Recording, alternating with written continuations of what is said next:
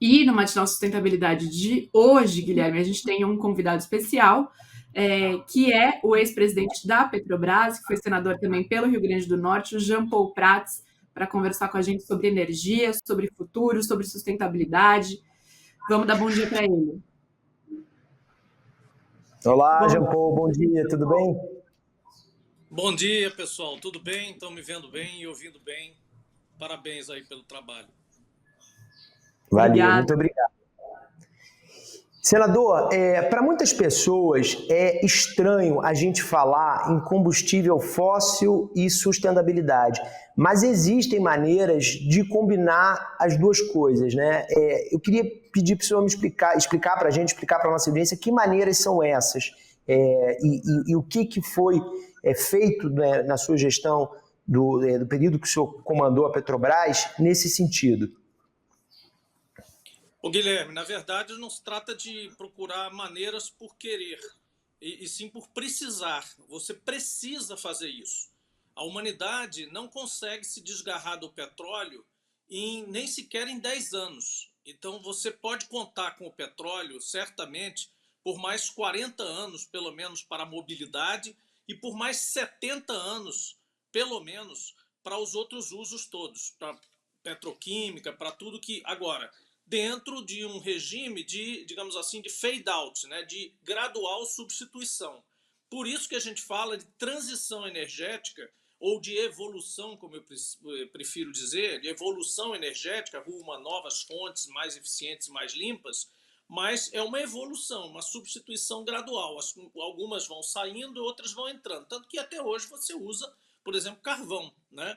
Então você tem um mundo, a humanidade continua em diversos estágios do seu desenvolvimento e em diversas atividades, utilizando praticamente todas as fontes que ela sempre utilizou, desde o homem das cavernas, com a lenha, até o petróleo e agora as novas fontes renováveis e as que ainda virão, que ainda tem outras que não estão hoje viabilizadas tecnologicamente, mas, por exemplo, onda do mar, corrente marítima, né, as próprias marés, né? Então tem várias coisas que, geotermia, enfim, tem muitas fontes, né, nuclear e a própria fissão no futuro. Então você tem fontes que ainda nem sequer se viabilizaram. Essa é a realidade, a caminhada da humanidade, que é sempre eterna, não é de hoje. Transição energética não se faz hoje, está se fazendo desde que o mundo é mundo, né, rumo a uma evolução no uso de fontes, não é, para que a gente faça esse uso. Então, assim, é uma necessidade. É possível fazer isso? Tem que ser. Está sendo. Né? O que nós fizemos? O que a humanidade faz? O que principalmente agora focando nas empresas de petróleo, o que elas precisam fazer? Eu dizia, quando estava lá na Petrobras, sempre, e eu acho que isso pegou, né, que para uma empresa de petróleo, a transição energética não é simplesmente trocar o seu sistema de fornecimento de energia de um gerador a diesel, por exemplo, para um conjunto de painéis solares. Para qualquer um é assim. Fiz minha transição energética, agora estou consumindo energia limpa e outra forma de gerar minha própria energia, ou comprando de um produtor que gera de outra forma, porque eu não quero mais poluir e tal.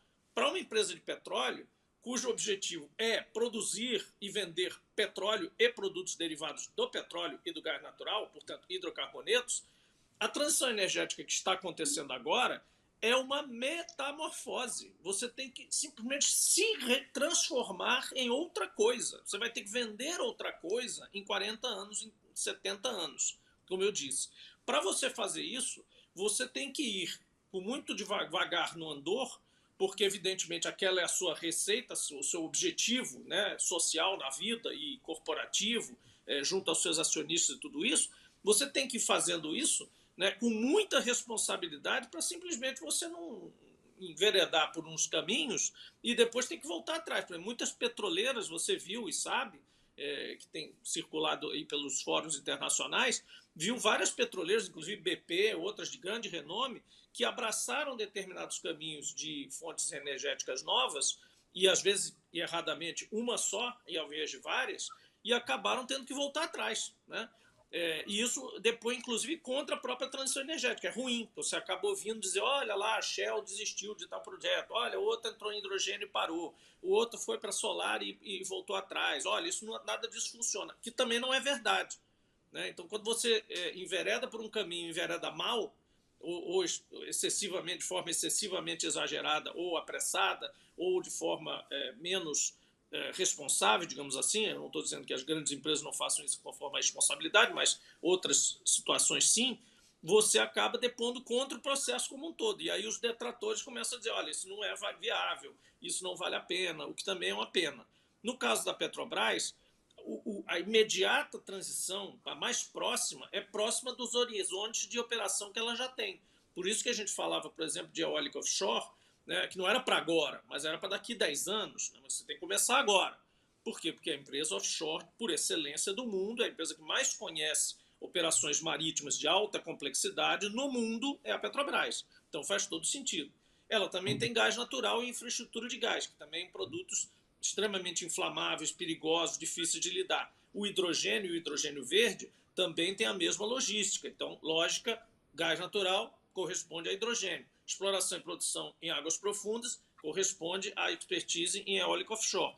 E no refino, você, como tem estruturas gigantes, ao invés de fazer pequenas plantas de produção de biodiesel, de etanol, ou até plantas de médio e grande porte, diretamente com o setor agroprodutor, você tem os seus processos e as suas patentes de produção, por exemplo, de diesel verde, diesel renovável, a partir de óleo vegetal, mas junto com o processamento do petróleo.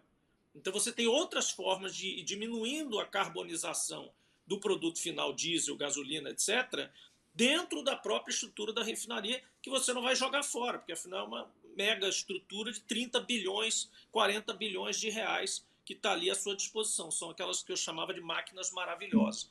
Essa é a transição energética de uma empresa de petróleo. Agora, senador, o senhor falou sobre alguns projetos que às vezes não deslancham e isso acaba sendo pior, né?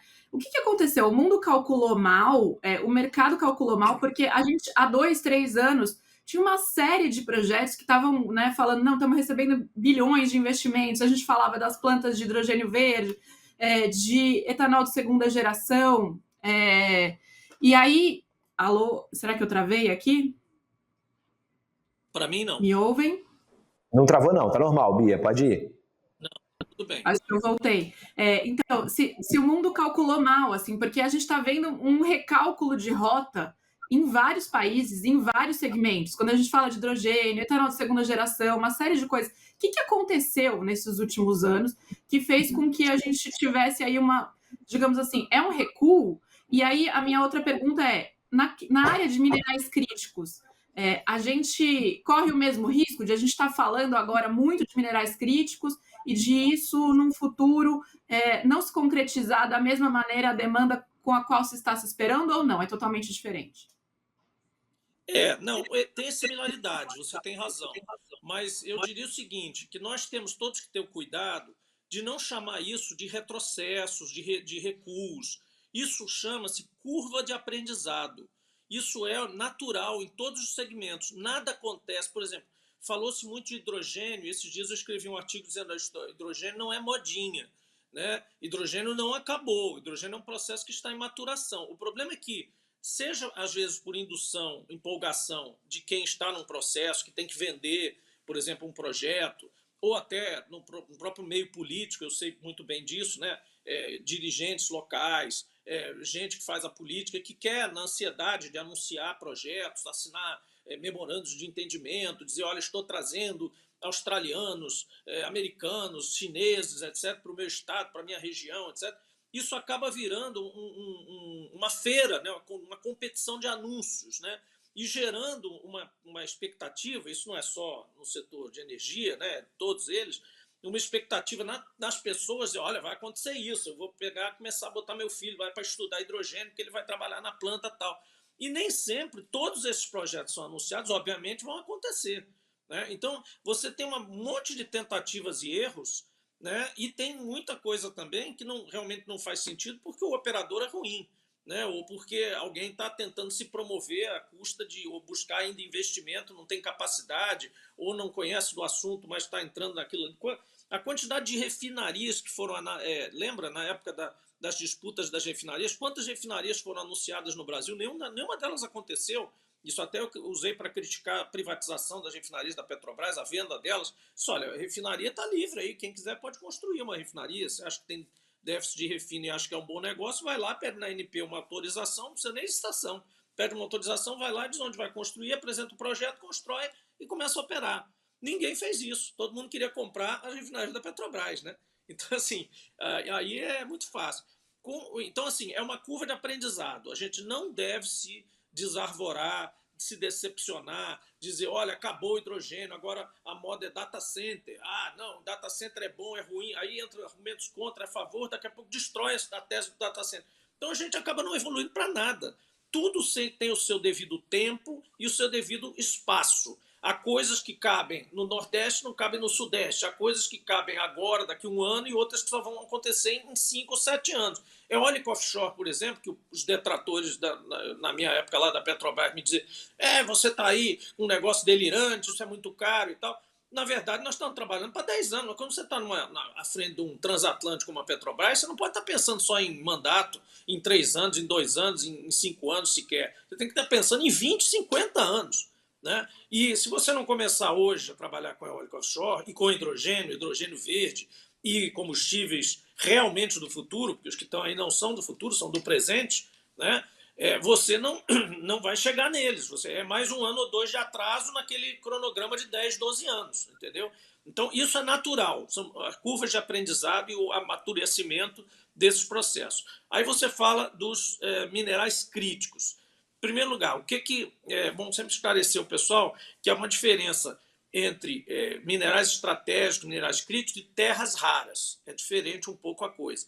O grande gênero da coisa toda, de fato, trata de todos aqueles materiais que você utiliza agora, principalmente, que tem um ramp-up previsto de demanda muito grande por conta de setores de alta tecnologia em geral, mas baterias, turbinas, semicondutores, superímãs, né, ímãs que eles chamam de ímãs permanentes, né, toda a tela de LED, essa que a gente está usando aqui para falar, telas de celulares, tudo isso vem dessa combinação entre minerais críticos, que são aqueles minerais também de grande porte, grandes volumes, então lítio, nióbio, boro, silício, que nem é tão raro assim, silício é um negócio que tem em todo lugar do mundo, né? Mas cobalto, grafita e tal, e terras raras, que são aqueles, agora vamos na aulinha de professor de química, Guilherme, lantanídeos, lembra da tabela periódica? Tinha lá o grupo dos lantanídeos, que eram 15 elementos lá no pé da tabela periódica, alguns que são mais velhos como eu, nem pegaram todos, porque nem todos tinham sido descobertos ainda, mas enfim, estavam lá, que têm propriedades semelhantes quimicamente, e que são muito difíceis de obter, porque eles estão espalhados por que chama terras raras. Você tem que movimentar um volume enorme de terra para tirar um tiquinho umas pitadas daqueles produtos, ali, daqueles minerais, e depois para você purificá-los, etc. Então tem todo um processo de industrialização. Isso são terras raras. O que é importante fazer? Isso não tem futuro? Isso é uma moda? Não. Isso é uma necessidade, de novo.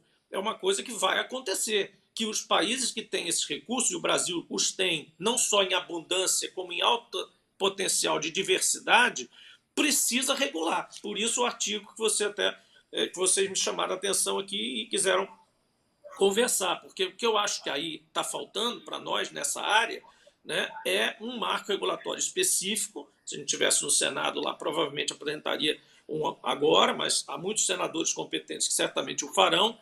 E esse marco não é só para regular a atividade mineral, porque isso já tem, né, Código Mineral, tudo isso, as regras de concessão, tudo isso. Mas especificamente em relação, por exemplo, a investimentos de parte do royalties da mineração, que é o CEFEM, para pesquisa e desenvolvimento, por exemplo. Você vai ter que ter formas de processar, principalmente essas terras raras, em território nacional, senão você entra em mais um ciclo de exportador de matéria bruta, né, de matéria-prima bruta, né? Então, transformação tecnológica no território nacional, com expertise nacional, com patentes nacionais, com universidades envolvidas, com centros de pesquisa novos, né, tinindo sobre cada um desses minerais, sobre cada uso disso aí, para poder processá-los ao limite máximo e, eventualmente, até atrair, através da energia renovável, indústrias verdes para fabricar a tal da tela que nós estamos falando aqui. e também transferências tecnológicas obrigatórias, ou seja, o cara quer explorar uma mina no Brasil, e é chinês, americano, canadense, australiano, o que seja, tem que fazer transferência tecnológica. Nós temos que aprender o que ele tiver de bom para nos ensinar obrigatoriamente. Isso tem que estar no marco regulatório desse. E, principalmente, para fechar, qualificação financeira, que está faltando hoje. Recentemente teve uma licitação aí, um player lá arrematou centenas de blocos minerais lá. Quando foi ver, a Folha de São Paulo detectou a empresa tem R$5 mil de capital. Quer dizer, você tem que ter qualificação financeira e operacional, como no petróleo nós fizemos em 97, que exija que as empresas que entrem sejam empresas que realmente vão dar cabo do investimento responsável, inclusive do ponto de vista ambiental. Senão você vai ter uma série de donos de cartório, né, gente que arremata licença para vender, né, concessão para vender, ou pior ainda, operadores desqualificados que vão atuar de forma completamente irresponsável num setor totalmente no foco, né, da questão ambiental e da questão de segurança industrial. Ô Jean Paul, globalmente, como é que o Brasil deve se posicionar, na sua opinião, nessa disputa global, né, frente aos Estados Unidos, China, Europa, para ter acesso a esses minerais e se colocar competitivo? Bom, boa parte é o que eu já disse aqui, criando um marco regulatório atrativo, competitivo e responsável, porque não adianta só atrair investimento a doidivanas, né, como dizem, tem que ter investimento que seja sério, responsável, empresas que realmente queiram fazer parte da construção de um cenário brasileiro de alto nível, com profissionais brasileiros interagindo com profissionais de fora, etc. e tal. Isso custa um pouco mais, né? Isso abre um pouco a possibilidade de você dizer, ele é menos competitivo do que o Congo. Tudo bem, eu não quero ser tão competitivo para qualquer tipo de investimento de qualquer jeito e ter mão de obra escrava ou gente carregando material nas costas sem proteção nenhuma, etc. e tal. Então, vamos aí graduar um pouco para ser competitivo, mas também sermos responsáveis e atrairmos investimento de boa fé e bom, né? E isso existe, né? Apesar de a gente estar muito cético hoje em dia em relação às coisas, mas existe gente que não quer ser acusado, né, de estar explorando ou de fazendo coisas erradas, né, ou destruindo áreas de vegetação ou de biomas importantes para nós, etc.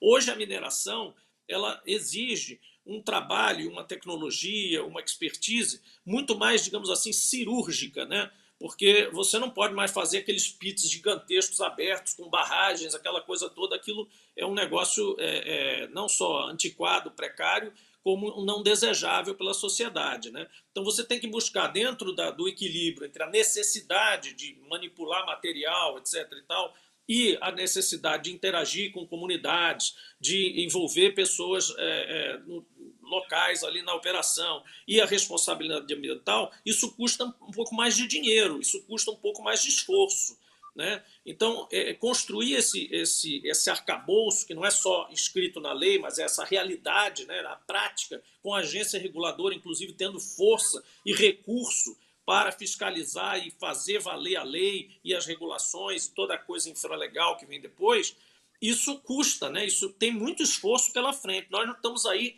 começando a arranhar a superfície da nova mineração que vai ser exigida para esses minerais que eu estou chamando de estratégicos e, mais especificamente, terras raras. A gente está começando, e um debate como esse que vocês provocam e esclarece a população, e as pessoas, a opinião pública em geral, já ajuda nisso, porque as pessoas vão começar a exigir isso. A gente não é contra a mineração, a gente sabe que é necessário, a gente quer o Brasil inserido dentro dos BRICS, dentro dos grandes produtores, explorando, tendo benefício do grande potencial que tem. Mas também a gente não quer outro Brumadinho, outra Mariana, outra situação como essa. A gente não quer isso.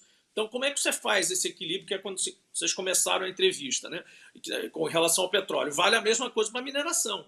Você quer aquilo, mas não quer de qualquer jeito. Entendeu? Esse é o grande desafio. E essa que é a habilidade que a gente cobra, não só dos gestores públicos, como dos parlamentares, das pessoas, e principalmente dos gestores privados, daqueles que vão investir, que vão ter que dar satisfação aos seus acionistas, mas também à sociedade.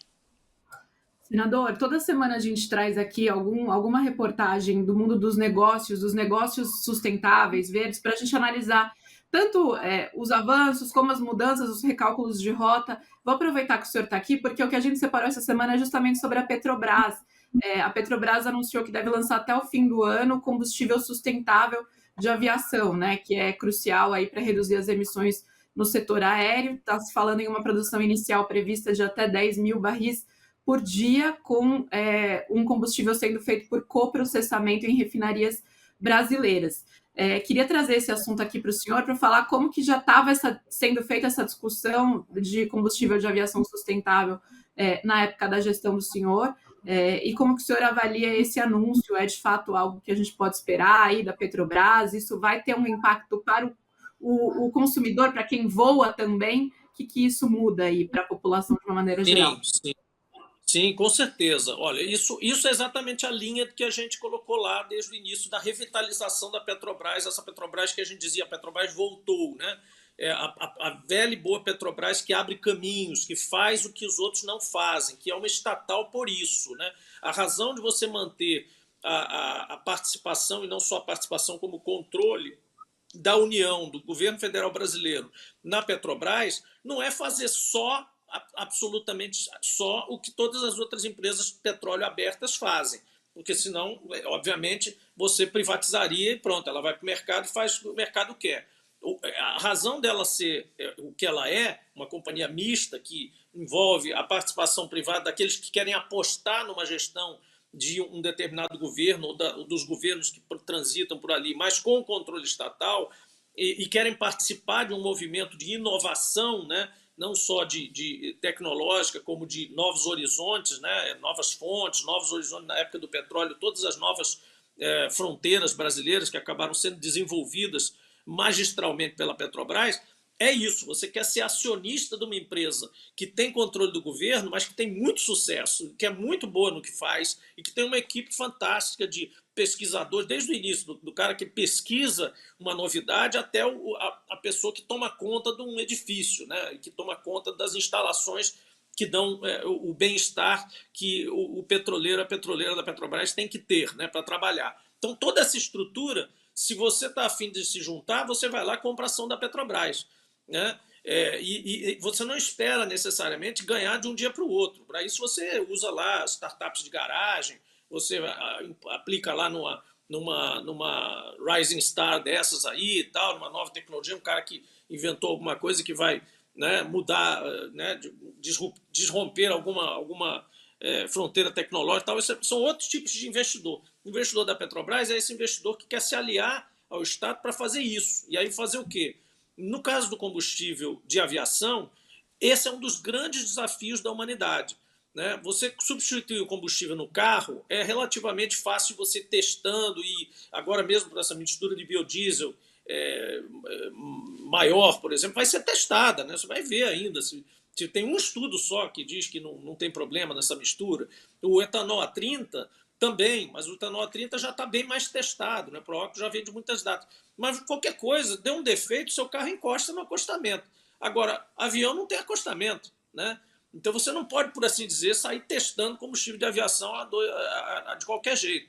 Combustível de navio é outro desafio, e aí não é porque não tem acostamento, é porque a quantidade, né, carregada, né, é muito grande, o navio é muito grande, então a eficiência de você usar o bunker, por exemplo, que é o pior óleo que tem, o óleo mais grosso, mais pesado, é um produto até um pouco, digamos, de segundo escalão aí numa refinaria, ele é usado no navio. Por quê? Porque o navio consegue carregar aquela quantidade enorme, né, como lastro do navio, aquilo funciona. Então é difícil você deslocar esses combustíveis. Tanto o QAV, que é de altíssimo nível, altíssima pureza, etc., produzido de hidrocarboneto, quanto o bunker na outra ponta. Um é um produto nobilíssimo, caríssimo, e o outro é um produto de baixo, de fundo de barril, que a gente chama, né? Então, um óleo combustível tratado para navio. Essas duas pontas são as últimas que vão ser substituídas no transporte. Primeiro, todos os transportes terrestres, o transporte coletivo, a eletrificação da frota vai substituir completamente. O etanol e o biodiesel vão ser combustíveis de transição, não são combustíveis do futuro, eu tenho dito isso. né? A não ser que você considere futuro daqui 10 anos, aí tudo bem, é do futuro, mas, presente e futuro. Mas se você considerar futuro daqui 40, 50 anos, você já vai ter eletrificação, sim, esquece, não tem saída, porque a eletrificação é muito mais eficiente. Então você vai se preocupar em até usar biomassa, etanol, etc. e tal, talvez para gerar energia, para ajudar a gerar energia, mas carro mesmo vai meter o pé no acelerador e vai acelerar um carro elétrico, né, daqui a 40 anos. Não tem jeito. O resto vai ser museu, combustão, museu. Na aviação, a gente entrou nisso, de novo, o papel da Petrobras é esse, porque é um prazo curto, tem um prazo aí global para substituição e para começar a inserir componente biológico no combustível de aviação. Em 2027 já tem que começar, é uma obrigação global das empresas aéreas, né? E nós tínhamos esse lead, né? A Petrobras tem o CEPS, o maior centro de pesquisa da América Latina, né? E ele consegue produzir coisas que outras empresas no Brasil, pelo menos, brasileiras, não conseguem. Então, é uma obrigação da Petrobras, a nosso ver, desenvolver essas coisas de frente tecnológica avançada, de arrojar nesse avanço. E foi começado esse processo lá atrás, né, justamente, e agora deve ser lançado da mesma forma que nós lançamos o diesel R, né, que é esse diesel que eu digo que é feito na refinaria a partir de óleo vegetal, mas no final é diesel, não é biodiesel, é diesel mesmo, sem borra, sem água, sem nada. Então, são novidades que a Petrobras vai lançando ao possível dentro de um prospecto aí de pesquisa e desenvolvimento que começa no SEMPS e vem para a parte operacional nas próprias refinarias. Inclusive, há um outro fato que em breve deve ser anunciado, que a gente começou também, lançou a pedra fundamental no Rio Grande do Sul, que é muito legal, vocês vão gostar de ouvir. É a refinaria do Rio Grande, que é uma refinaria pequena, que foi fundada por um grupo privado, Ipiranga, no começo, na época do governo Getúlio Vargas. Getúlio foi lá inaugurar essa refinaria em Rio Grande. Ela acabou parcialmente na mão da Petrobras também, por essas configurações aí da venda da Ipiranga, etc. e tal. Hoje é sócio lá a Braskem, o grupo Ipiranga e a Petrobras. E nós propusemos na época, o diretor William coordenou e coordena essa atividade até hoje, que essa refinaria, que é uma refinaria que está condenada a parar, que é uma refinaria pequena e obsoleta, fosse transformada na primeira biorefinaria integral do Brasil. Então, ela vai ser a primeira refinaria que vai produzir diesel R em 100%, né, a partir de óleo vegetal, de soja, os produtos ali que tem em volta no Rio Grande do Sul, né, e vai produzir diesel mesmo, não biodiesel, diesel, numa refinaria a partir de óleo vegetal 100%, sem nenhum pouco de hidrocarboneto. Então, são essas novidades que a Petrobras tem no seu portfólio, que aos poucos vão saindo, com um tempo muito mais rápido até de maturação, do que se tivessem aí num leilão mundial aí dos combustíveis. A Petrobras, nesse sentido, tá de parabéns, né? Porque realmente eles têm feito a descarbonização, e não só a descarbonização, a metamorfose, de fato, de se transformar numa empresa de soluções em energia e combustível. Vocês estão vendo que com o Jean Paul a gente aprende o tempo inteiro, né? Ele vai falando de coisas, a gente só fica se maravilhando com o mundo que ele vai descortinando. A primeira vez que eu conversei com o Jean Paul Prats foi na sede da Petrobras, ele presidente, e eu não queria que a conversa terminasse, porque ele ia falando e o conhecimento desse cara, vocês viram, é enorme, né? É enorme. E é um grande prazer te receber aqui no Matinal, Jean Paul. Obrigado pelo teu tempo. Eu sei que você está em mil conexões, participando de um monte de eventos no Brasil, no exterior, teve na Índia recentemente. Então, obrigado pela gentileza de conectar comigo e com a Bia aqui no Matinal. Valeu isso, demais. Que hoje a gente está aqui de Manaus, no pleno Amazônia, ontem discutindo transição energética, preparando para a COP, que é outro desafio grande que o Brasil vai ter, que o mundo espera muito do Brasil nessa COP, e a gente vai ter que apresentar uma pauta bem sólida, né? Objetivos bem definidos e até realmente resultados, né? Então, estou aqui em Manaus hoje, está 1 hora antes, mas é um prazer estar com vocês aqui. Parabéns pelo trabalho e vou continuar seguindo aqui. Estou sempre ouvindo aqui vocês. E Jean Paul, eu não sei se o senhor eu vou só fazer um comentário rápido, Guilherme. Não sei se o senhor é noveleiro como eu e o Guilherme, mas o tema da transição energética e da descarbonização das frotas de aviões agora é tema de novela das 9 também, tá? Não vale tudo. Então eu Pois acho que é, eu isso é sou do bem... tempo da outra Vale Tudo. Eu não consegui pegar essa. Não Aí eu tinha ainda não tinha não me essa agarrou discussão essa lá, daí, né? não fisgou. É, De vez em quando eu mas vejo ali e tal, em passando, mas eu não consegui ser fisgado. Como eu vi a outra, né, da Odete Roitman original, né, com a Beatriz Segal, tudo aquilo, aí eu não sei, eu me estimulei um pouco, e também o tempo e tal. Mas estou sabendo que tá rolando tudo isso e eu acho muito saudável que os veículos usem isso, os temas do dia a dia, das coisas importantes, né, que acontecem. E a gente tem que chegar também nos jovens, né? A galera, a juventude aí, tá ligada nos games, tá ligada em outros canais que a gente às vezes nem conhece. Eu sei porque meus filhos são adolescentes, ou já saíram da adolescência agora e tudo. E assim, a gente tem muita dificuldade, quem está em casa vai se identificar com isso. Quem tem filho aí de mais de 15 anos até 25, porra, não sabe nem onde é que o cara tá vendo as notícias, né? Se ele tá seguindo o Amado Mundo ou não. Então a gente tem que chegar nesse pessoal, entendeu? A gente tem que ter a linguagem dessas É isso. pessoas, apesar do cabelo branco não inspirar muita colegagem, né? Mas a gente tem que chegar, Nem que a gente pinte o cabelo, sei lá. é isso aí. Muito bom. Por isso estamos aqui também, né, Guilherme? Obrigada, Faz uma viu, senador? dancinha aí, vocês fazem uma dancinha no TikTok aí, uma hora e tal, mas tem que chamar esse pessoal para ouvir os assuntos e se ligar nas carreiras, né? Para o pessoal não querer ser só, sei lá, né? Modelo de YouTube e como é que é? Tem outra profissão, No influenciador, TikTok, né? Pô, não dá, né? influenciador. Então a juventude está se inspirando em ser influenciador, pô. Tá difícil, mas é isso.